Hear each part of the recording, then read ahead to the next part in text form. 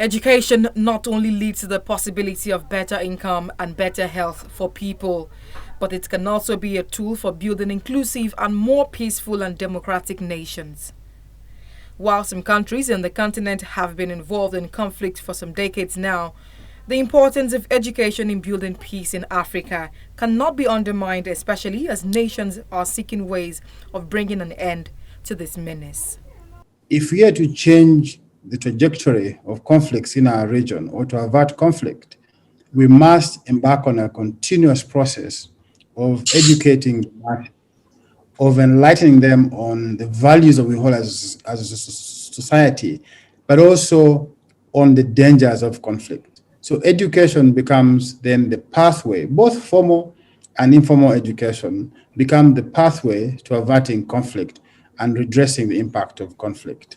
But also, more importantly, it is young people who are the largest victims of these conflicts. Children being abducted by rebel groups or being misled into becoming parts of a terrorist group. Rebel groups recruit young people. And so if we are to impact the future of our continent, we must educate our young people about the values of peace and the dangers of conflict and violence. Experts urged African government to prioritize education as a tool for fighting all forms of insurgency and conflict in the continent.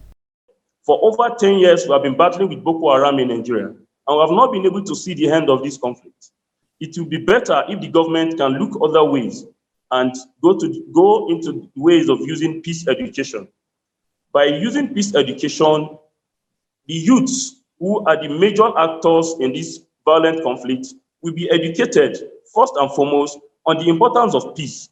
They will appreciate peace and they'll be able to know how costly war is compared to peace. The need to reorientate Africa's education and training systems to meet the knowledge, competencies, skills, innovation and creativity required to nurture the continent's core values, particularly in peace building, is more important. But what is more important is for putting in place strategies to achieving this.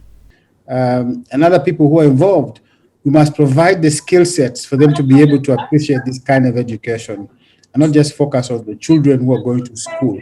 So it's still possible if we make the investment, if we make this a deliberate effort, not just a coincidence or a response to a conflict, but as a long-term strategy addressing the problem of conflict on the continent. If we have peace education in our educational system, the youth will be well educated on how to manage, their grievances and their conflicts. If the education sector must play a more prominent role in peace building, especially in conflict-affected states, then all stakeholders working in the sector must assess the implications of this shift while reflecting on its effect on the continent's mandate, operational activities, and priorities.